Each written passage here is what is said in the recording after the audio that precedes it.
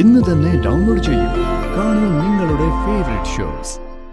ഒരു കാരണവശാലും ആർക്കും സംശയം ഉണ്ടാവാത്ത രീതിയിൽ ഈ ചടങ്ങൊന്ന് അവസാനിപ്പിക്കാനായിട്ട് നീ ഒന്ന് ശ്രദ്ധിക്കണം പ്ലീസ്.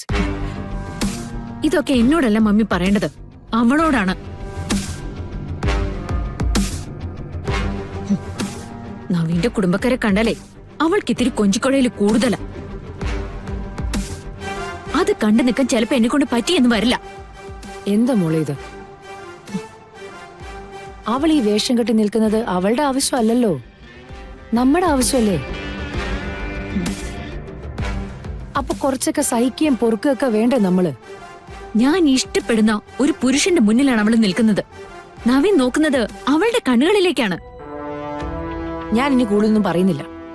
അവരാരെങ്കിലും എന്തെങ്കിലും തിരിച്ചറിഞ്ഞാലുള്ള അപകടം നീ തന്നെ അങ്ങ് മനസ്സിലാക്കിയാൽ മതി.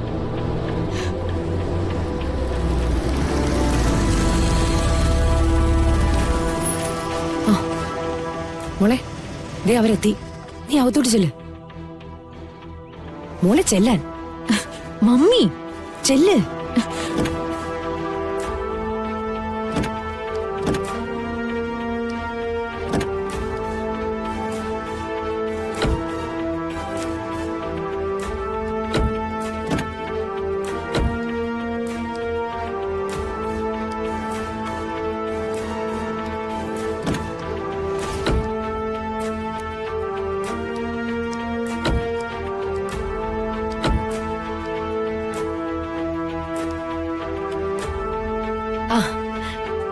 വരൂ വരൂ,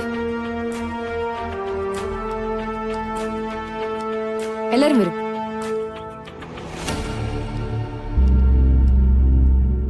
കളരിക്കലിലെ പരമ്പരാഗതമായ ആഭരണങ്ങൾ അവളുടെ ശരീരത്തിൽ തൊടുമ്പോ അറിയാം ആ ശാപത്തിന്റെ ശക്തി.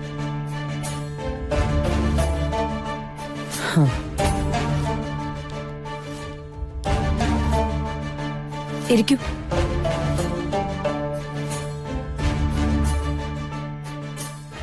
മോളെവിടെ സിത്താരെ?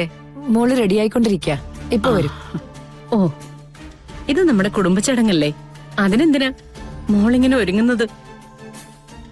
അല്ല, അധികം ഒരുക്കമില്ലാത്ത മോളെ കാണാനാ ഒരു ചന്തം.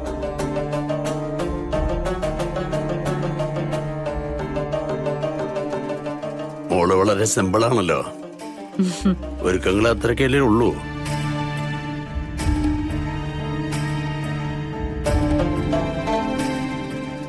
അതാരാ അമ്മാവനോട് പറഞ്ഞേ?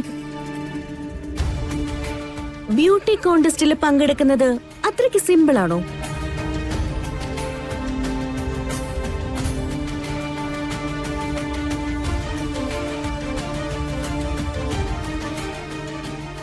ഡ്യൂട്ടി സമയത്ത് പോലീസുകാര് യൂണിഫോം ഇടാറുണ്ടല്ലോ മോളെ. പക്ഷേ സ്വന്തം വീട്ടിലെ ചടങ്ങുകൾക്ക് അവരതിട്ട് നിൽക്കാറില്ല. കറക്റ്റ്. അളിയന്റെ മറുപടി എനിക്ക് ഇഷ്ടപ്പെട്ടു.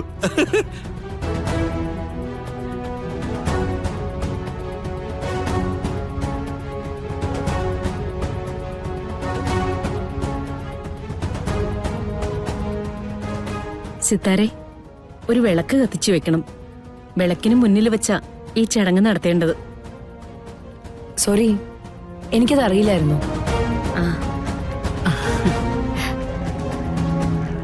ആഹാ, അതുപോലെ അറിയില്ല അല്ലേ? ഓ, കാശും പത്രാസും ഒക്കെ ഉണ്ടായി പിന്നെ ഇതൊക്കെ മറന്നുപോയി കാണും അല്ലേ?